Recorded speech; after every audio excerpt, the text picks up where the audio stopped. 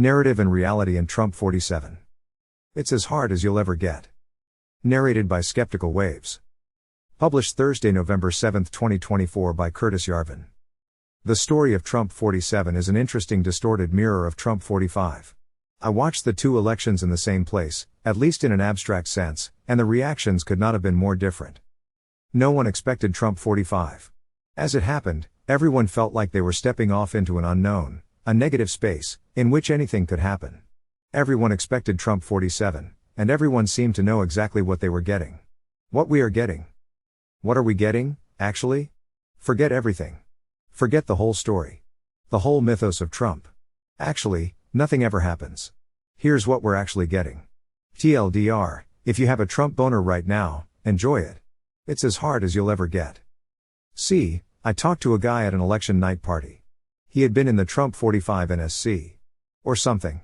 He was like, the new Trump administration will be locked down in the next 72 hours. I was like, the next 72 hours? He was like, the next 72 hours. Elon wants to do something with the government? He needs to start getting his people in the next 72 hours. After that, it's too late. He was 100% right. For example, remember all those essays about radical Trumpian isolationist foreign policy? I've teased your ear with such fare. So have many others, including many at fine, Soros-supported publications such as Compact Magazine. Well, you can forget about all that nonsense. Why? Because, for example, well before the 72 hours is out, Trump has, informed sources tell us, selected one Brian Hook to lead his State Department transition team. Hook is a former aide of Mike Pompeo, Trump's Secretary of State. These people are, of course, neoconservatives, the descendants of the old American Trotskyists. It's been a long time since we had a choice besides American Trotskyists versus American Stalinists. You thought there was a way to vote out the neoconservatives? Lol. At least you can vote them in, and the progressives out. You did that. Amazing job. You're done. Don't worry, kid. Your balls won't stay blue forever. But Trump ran on all this isolationist, protectionist rhetoric. Why doesn't he hire isolationists and protectionists, not neoconservatives or protectionists? Show me the American isolationist foreign policy professionals. Since America has not had an isolationist foreign policy since my grandfather was a baby, filling these hires literally requires us to raid the tomb. Never underestimate the power of Trump magic, but necromancy is a little much to expect. But wait. He doesn't have to hire foreign policy professionals to run his foreign policy. He could hire just, like, cool dudes who have an idea of what to do. He could hire historians. He could hire amateur historians. He could hire Alaska crab captains. He could hire the CEO of Exxon. Lol. He could hire a rocket ship pilot. If he had a rocket ship. Does he have a rocket ship? No. He has a helicopter. So he needs to hire a helicopter pilot. That's how it is. He doesn't make the rules. There are two kinds of helicopter pilots he could hire, red helicopter pilots, and blue helicopter pilots. He is red, so he needs red pilots. All the red pilots are neoconservatives, that is, Trotskyists. So more Ukraine war it is. Or, he could find some cool guy. Like me. And see if he can fly a helicopter on the first try. Which would you pick, dude? Have some sympathy for Trump. He's got a hard gig. And the whole process of filling a few thousand jobs with various helicopter pilots with experience in various obsolete Albanian helicopter models, which has nothing at all to do with what Americans think they are doing when they elect a president, will be effectively over in the next 72 hours. Or now, I guess, 48. What will actually be decided? Not everyone's job. The whole plum book will obviously not be written out in the next 48 hours. Nor will it be decided that foreign policy will go to neoconservatives, that was already foreordained. What is being decided now entirely invisibly to America, is which factions of neocons will win. But can't Trump simply put experienced professionals, like Brian Hook, in charge of the State Department, and trust them to follow his orders? Oh, you sweet summer child. Of course he can order them to do anything he wants. The president can write on a napkin with a Sharpie, and whatever it says, the whole executive branch has to do it. He's the chief executive. The commander-in-chief. If that doesn't mean full napkin power, what does it mean? It is just, the things the likes of Brian Hook want to do will work. And the things they do not want to do, will not work. If they ever happen. Which they won't. Trump is a quick study. He quickly learns the unspoken reality of every situation he is in. The reality is that his, presumably indirect, relationship with Brian Hook, who is, I am certain, not even kidding, no irony here, a very good guy, is simple. Brian Hook is there to make President Trump, A, look like he's in charge, and, B, look good. On the evening news or however we pretend we're still doing this, in exchange for these services, Trump will do things that, C, make Brian Hook's career work well. If some weirdo waltzes into Trump's golf party, shows off his good clubhead speed, and convinces the president of, D, some weird stuff, what will Brian Hook do? First, ignore it and hope it goes away. Second, tie it up in an office somewhere. Third, and the final last hope option, somewhere down the line, is to let it happen and be as distant from it as possible. Since it is a clown idea, it will be a clown show. Certainly, Brian Hook has no idea how to make it not a clown show. And even with the best of intentions, how could he learn? See, Trump already has a posse. There is already a layer of Trumpian administrators. It isn't large, but it is large enough to grow as needed. It is the social network of the last administration. It has socially purged itself of most of the worst opportunists. It consists of really talented, energetic, excellent people who are super fun to talk to, and who, to get where they are, repeatedly chose their values over their careers. It is probably bad for their careers still to serve Trump 47. But they just can't resist. But, in general, when you talk to them, it turns out that on basically every subject except their profession, they have typical Trumpian persuasions. But in their own profession, they have persuaded themselves that the status quo actually works pretty well, at least in their capable hands. Their Trumpism means persuading Trump to be a neocon. Again, before you get all up in arms about this, ask yourself, how else could it work? The National Security Council is the USG agency that rules the world. At least in theory, it is in charge of both state, which rules the world diplomatically, and DoD, which rules it militarily. You simply can't be an isolationist NSC staffer. You could be a vegetarian steak chef. You could be a blind photographer. You could even be an Islamic porn star, but you can't be an isolationist NSC staffer. Suppose Elon wants some other Ukraine policy? Tough. Suppose he just wants more efficiency? Across the government? Well, then, Elon has other options. For example, he could chair a commission. He could even be a czar. The czar of government efficiency. Sounds impressive, doesn't it? I'm not sure if Washington czars get fancy bejeweled medals, like real czars of old. But they could? Why shouldn't they? Maybe. Maybe he could be the drug czar, too. What's ironic, of course, is that the word czar connotes absolute authority, whereas no one in DC has less power than a czar. It is all dotted lines on the org chart. This is typical. There are many czars, and no czar. There is one president, and no president. This is what the government is. This is what it does. This is what your candidate won the election of. It's a nice fantasy that it could be something other than what it is. But people ask me what I think the president or the VP's goal will be on their first day in power. To keep breathing? What was your goal on your first day of high school? To be president is to be whirled around in this incredible Rube Goldberg machine inherited and mutated from time immemorial. From at least the 1930s. There is always something you are supposed to be doing. It is a completely reactive role. Your goal? Your goal is not to screw up. And you are constantly getting a report card on that, too. This is not a new kind of situation. Thomas Carlyle, writing almost 200 years ago. A mighty question indeed. Who shall be premier, and take in hand the rudder of government, otherwise called the spigot of taxation? Shall it be the Honorable Felix Parvulus, or the Right Honorable Felicissimus Zero? By our electioneerings and Hansard debatings, and ever-enduring tempest of jargon that goes on everywhere, we managed to settle that, to have it declared, with no bloodshed except insignificant blood from the nose in Hustings' time, but with immense Bierst and Ingst and explosion of nonsense, which darkens all the air, that the Right Honorable Zero is to be the man. That we firmly settle, Zero, all shivering with rapture and with terror, mounts into the high saddle, cramps himself on, with knees, heels, hands and feet, and the horse gallops, whither it lists.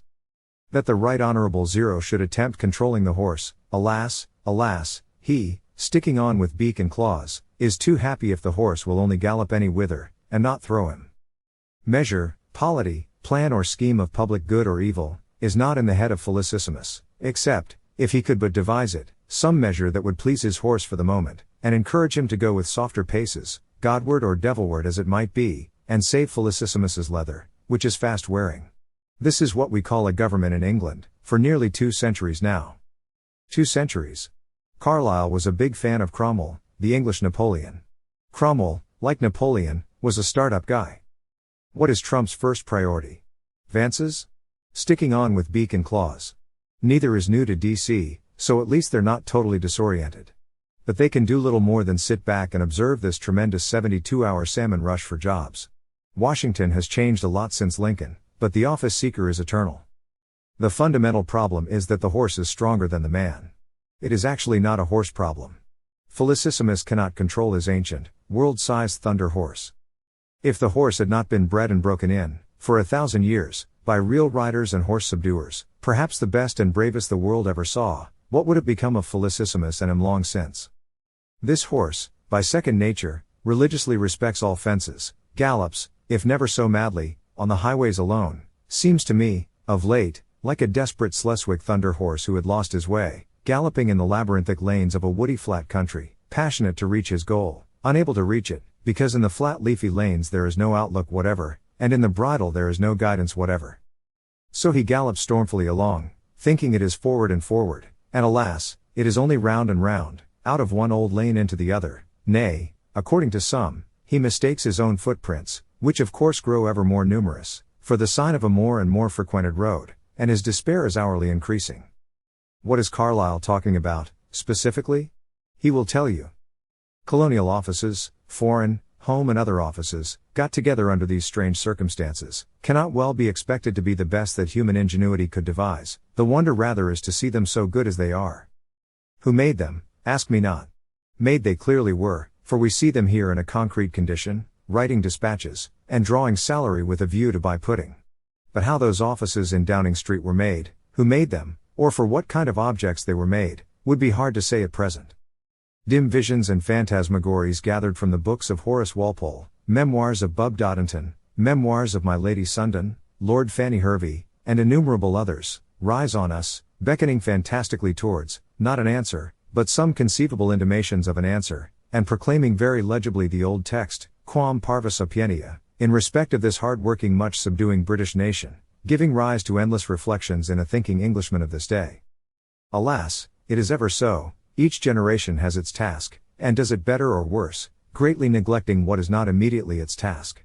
Our poor grandfathers, so busy conquering Indias, founding colonies, inventing spinning jennies, kindling Lancashires and Bromwichams, took no thought about the government of all that, left it all to be governed by Lord Fanny and the Hanover succession, or how the gods pleased.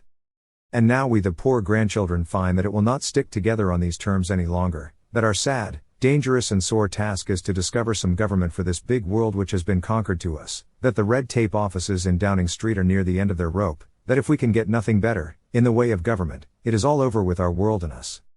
How the Downing Street offices originated, and what the meaning of them was or is, let Dryasdust, when in some lucid moment the whim takes him, instruct us. Enough for us to know and see clearly, with urgent practical inference derived from such insight, that they were not made for us or for our objects at all, that the devouring Irish giant is here, and that he cannot be fed with red tape, and will eat us if we cannot feed him. The Irish potato famine has come and gone. They ate, as I understand, each other. As for the Foreign Office, it went on foreign officing. In 1914 it started the Great War. For the rest of the 20th century it would manage the suicide of the British Empire, with whose former subjects it is currently colonizing Britain itself. This may not be how you see the story of the 20th century. I'm pretty sure it's how Carlyle, who, in this very passage, coined the term red tape, would see it.